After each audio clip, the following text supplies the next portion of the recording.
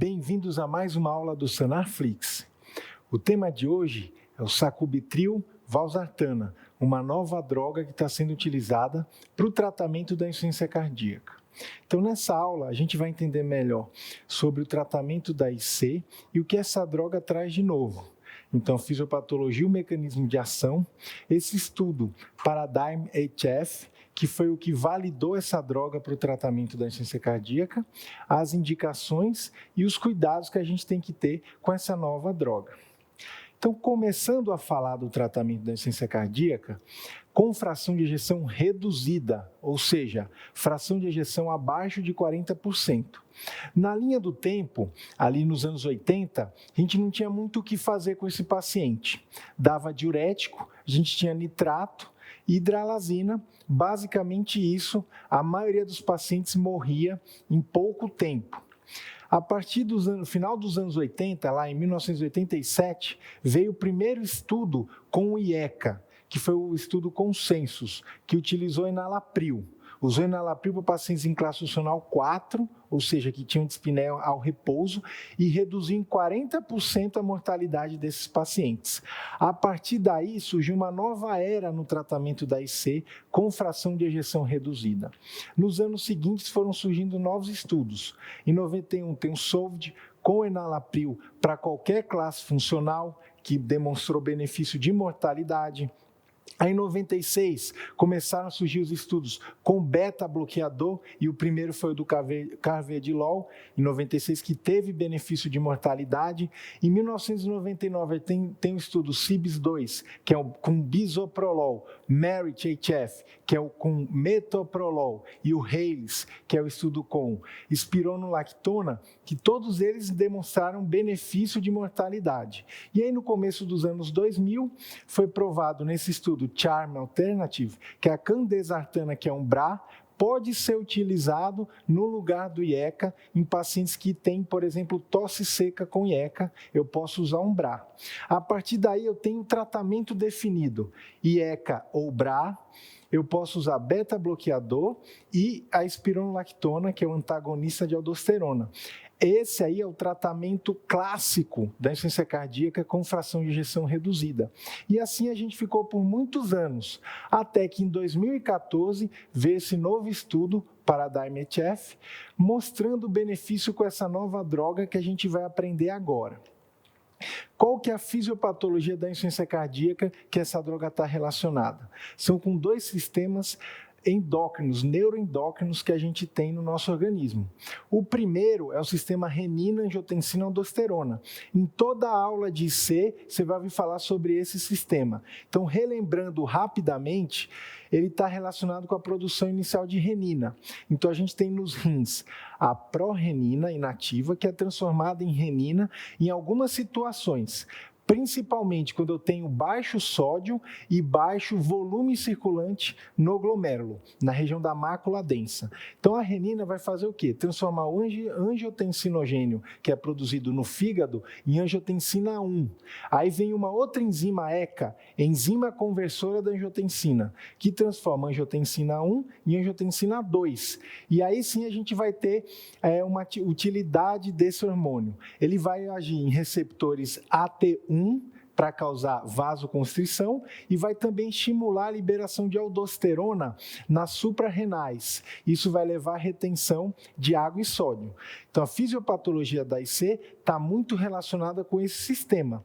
Mas a gente tem também os chamados peptídeos natriuréticos, que foram descobertos aí no final dos anos 80. Então, o cardiomiócito, em situações de estresse, quando ele tem aumento de pressão, ele começa a liberar esses hormônios. Então, tem um pré-hormônio, que é o pró-BNP, é um hormônio inicial, que ele é clivado, e aí ele vai liberar um hormônio ativo, que é o BNP, e o NT-proBNP, que é o NT é de N-terminal. Ele tem um nitrogênio lá na ponta. Esse NT-proBNP é inativo, ele não tem função nenhuma no organismo, mas o BNP tem diversas ações, como a gente vai ver agora. Então, a gente tem BNP, ANP, que são produzidos pelos cardiomiócitos, o BNP preferencialmente no ventrículo e o ANP no átrio. Então, eles são produzidos, tem a fração ativa e tem a inativa, que é o NT-PRO, ou BNP ou ANP. Então, esses hormônios vão causar o quê? A porção ativa deles. Vai causar vasodilatação, elimina água e sódio, como o próprio nome já diz, eles são natriuréticos, eles eliminam sódio e eles vão diminuir a hipertrofia e a fibrose ventricular. Então, ele tem uma ação que antagoniza o sistema renina-angiotensina-aldosterona. Só que esses hormônios, os peptídeos natriuréticos, eles são clivados por uma enzima, que é a neprilisina. E aí são clivados em fragmentos inativos. Então, qual é o objetivo aí dessa nova droga que foi testada? O sacubitril/valsartana. Eles são dois princípios ativos numa mesma molécula. O sacubitril, ele inibe essa enzima, a neprilisina. Portanto, eu vou ter aumento dos peptídeos natriuréticos, que causam vasodilatação, que diminuem a fibrose. Então, tem um efeito bom para um paciente com insuficiência cardíaca crônica. Ao mesmo tempo, ele tem valsartana, que inibe um receptor, é um BRA, inibe o receptor AT1. Então, eu vou ter uma diminuição dos efeitos do sistema renina-angiotensina-aldosterona. Então, eu consigo inibir o sistema renina e eu consigo aumentar os peptídeos natriuréticos com essa droga. Por que eu não utilizo o sacubitril com IECA, por exemplo? Porque quando essa junção de drogas foi testada, aumentou muito o risco de angioedema. Então, não é uma boa combinação o sacubitril com IECA. Não foi possível do ponto de vista de segurança. Por isso, essa nova droga engloba o sacubitril com valsartana, que é um BRA. E aí, para testar essa droga, o estudo Paradigm-HF, de 2014, testou essa nova droga comparada com o enalapril, que é considerado o tratamento padrão da insuficiência cardíaca. Então, o que foram feitos? Pacientes foram selecionados que tinham fração de ejeção reduzida, abaixo de 40%, e que estavam sintomáticos, ou seja, com uma dispneia a partir de classe funcional 2, porque lembrando da classificação, classe funcional 1 é o paciente que não tem dispneia, ele só vai ter para grandes esforços, que é o que a gente espera de qualquer pessoa. A partir do classe funcional 2, ele começa a ter dispneia para esforços moderados até repouso, classe funcional 4. E aí o paciente tinha que ter na inclusão níveis elevados de BNP ou do NT-proBNP, acima de 150 para o BNP e acima de 600 para o NT-proBNP. Então, esses foram os pacientes selecionados. Quais foram os critérios de exclusão? Eu não peguei pacientes descompensados, foram eliminados pacientes que tinham uma disfunção renal grave, ou seja, com ritmo de filtração abaixo de 30, e pacientes que estavam hipotensos, com uma pressão sistólica abaixo de 100. Esses pacientes não entraram no estudo. E foram aí selecionados quase 8.500 pacientes. E qual o desfecho que foi testado nesse estudo? Morte cardiovascular e hospitalização por insuficiência cardíaca. Ou seja, um desfecho duro, um desfecho clínico. Queriam testar se realmente essa droga vale a pena do ponto de vista clínico.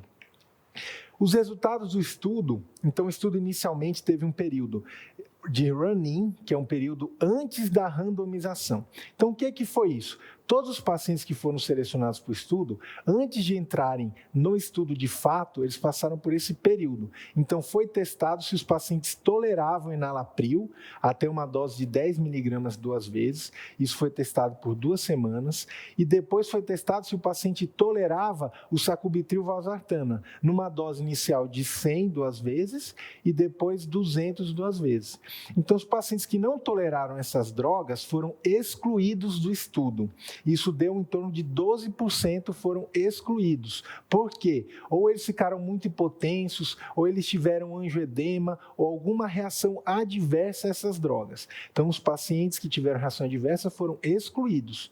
Os outros 88% que permaneceram foram randomizados.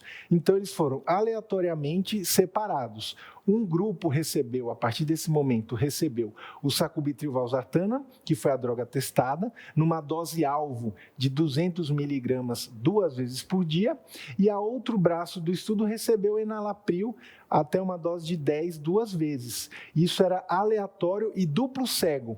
Nem o paciente sabia o que ele estava recebendo, nem as pessoas que estavam avaliando os resultados do estudo, por isso ele é dito duplo cego. Então, quais foram os resultados desse teste que foi feito separando o sacubitril/valsartana e o enalapril, comparando os dois? Houve uma redução da morte cardiovascular e de hospitalizações por IC significativa nos pacientes do grupo sacubitril/valsartana. Uma redução de 20%, ou seja, o grupo do sacubitril teve uma mortalidade, uma hospitalização em torno de 21%, enquanto o outro grupo do enalapril, 26,5%. Isso dá um NNT de 21. O que isso significa? É o número necessário para tratar. Então, eu preciso tratar 21 pessoas com essa droga nova para reduzir uma morte ou reduzir uma hospitalização por insuficiência cardíaca, que é considerado um número muito bom, não um número grande. Quanto maior o NNT, mais pacientes eu vou ter que tratar para conseguir o benefício. Então, esse número é considerado um número bom. São 21 pacientes para ter um benefício de morte ou de hospitalização. Além disso, em desfechos secundários, eu tive redução de morte por todas as causas e tive também redução de hospitalização por insuficiência cardíaca isoladamente. Então, esse foi um estudo positivo, um estudo em que eu tive benefício dessa nova droga quando comparada com o enalapril, e o principal efeito colateral dessa nova droga foi hipotensão. Ela é muito mais vasodilatadora, então ela causa muito mais hipotensão quando comparada ao enalapril. Mas nem tudo são flores. Existem algumas críticas a esse estudo. A primeira crítica é em relação à dose do enalapril. A dose testada foi de 10 miligramas 2 vezes, mas a gente sabe que a dose-alvo do enalapril é de 20 miligramas 2 vezes. Algumas pessoas podem falar que nos estudos do enalapril, que a gente viu lá nos anos 80, começo dos anos 90, a dose do enalapril máxima ficou em torno de 18 miligramas. Mas, de qualquer forma, isso foi uma crítica, que talvez deveria usar uma dose maior de enalapril no estudo. A segunda crítica é aquela fase de run-in, antes da randomização. Na vida real, a gente não faz isso. A gente dá a droga para o paciente e depois vê os efeitos colaterais. Então, lá no estudo, cerca de 12% dos pacientes não entraram na randomização e não dá para saber na prática clínica quem vai ter efeito colateral com a droga. E a terceira grande crítica é o comparador. Se você está testando o sacubitril/valsartana, algumas pessoas falaram, por que não comparar com a valsartana isoladamente, para a gente ter uma ideia se o sacubitril, que é realmente a droga nova, né, a substância nova, tem um efeito. Outras pessoas já discutiram o seguinte, o IECA é o tratamento padrão, o BRA, no caso valsartana, só seria usado se o paciente não tolera o IECA. Então fica uma briga de algumas pessoas que falam de problemas metodológicos do estudo, outras que defendem o estudo, mas de qualquer forma foi um estudo robusto, com 8.500 pacientes, que demonstrou benefício de mortalidade e de hospitalização, desfechos duros. Então, em que ponto nós estamos em relação a essa medicação? Ela está indicada atualmente pelas grandes diretrizes e guidelines para pacientes com IC com fração de ejeção reduzida, ou seja, abaixo de 40%, e que têm sintomas a partir de classe funcional 2. Pacientes que toleram IECA em doses otimizadas e sem hipotensão. Para esses pacientes, eu vou considerar trocar o IECA ou o BRA por essa nova droga. Ela nunca vai ser usada associadamente, ela substitui. E o SUS aprovou o uso dessa droga em agosto de 2019. Então, nessa portaria do SUS, ele fala que essa nova droga, o sacubitril/valsartana, pode ser utilizada no paciente com IC crônica, que esteja em classe funcional 2 e com BNP e o NT-proBNP elevados, mesmo inclusão do estudo, em que tenham fração de ejeção reduzida. Na portaria, ele usou o valor de 35. No estudo, a inclusão foi abaixo de 40, mas nessa portaria, ele usou abaixo de 35, com idade menor ou igual a 75 anos, ou seja, ele não preconiza esse tratamento para pessoas mais idosas e que são refratárias ao melhor tratamento disponível, que seria IECA ou BRA. Ou seja, pacientes que continuam sintomáticos, mesmo tomando um IECA ou um BRA em dose otimizada, vale a pena trocar por essa nova droga, o sacubitril/valsartana. Quais são os cuidados que eu tenho que tomar com essa nova droga? Primeiro, eu tenho 3 doses disponíveis, uma dose de 50, uma de 100 e uma de 200, e esses valores são diferentes porque tem uma dose do sacubitril e a outra da valsartana. Mas eu sempre vou começar com uma dose mais baixa e aumentando progressivamente, porque o principal efeito colateral é a hipotensão. Então, eu tenho que começar com uma dose mais baixa, começo com a dose de 50 2 vezes, aumento para de 100 e depois para de 200, se o paciente tolerar. Se ele faz uso prévio de IECA, ou seja, um paciente que está usando enalapril, captopril, eu tenho um período de washout de 36 horas. O que isso significa? Se o paciente já usa enalapril, eu não posso simplesmente parar o enalapril e já começar imediatamente a nova droga. Eu tenho que esperar 36 horas, porque se eu uso concomitante o IECA e essa nova droga, eu tenho um risco grande de angioedema. Então, exemplo, o paciente usa o enalapril 2 vezes ao dia. Ele usou na segunda-feira à noite, ele vai ter que na terça-feira não vai utilizar o enalapril, na quarta de manhã também não, e aí na quarta à noite ele pode começar a utilizar a nova droga, o sacubitril/valsartana. Ou seja, um período de 36 horas sem a medicação, sem o IECA. Se ele já utiliza um BRA, eu não tenho esse problema. Eu posso já começar, na próxima dosagem, já começar a nova droga. Monitorização. Esses pacientes vão ser monitorizados só pelo NT-proBNP. Porque lembrando da fisiopatologia, a neprilizina, ela degrada só o BNP. A neprilizina não age no NT-proBNP.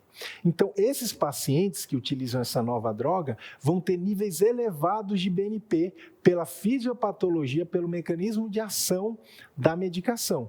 Então, se eu quero saber se esse paciente está evoluindo bem, eu vou usar como marcador o NT-proBNP.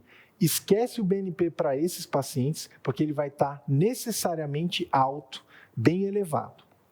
Outro ponto é que o risco de hipotensão é maior para pacientes mais idosos. Então, quanto mais idoso for o paciente, mais cuidados eu tenho que ter com a hipotensão e sempre começar com dose mais baixa desta medicação.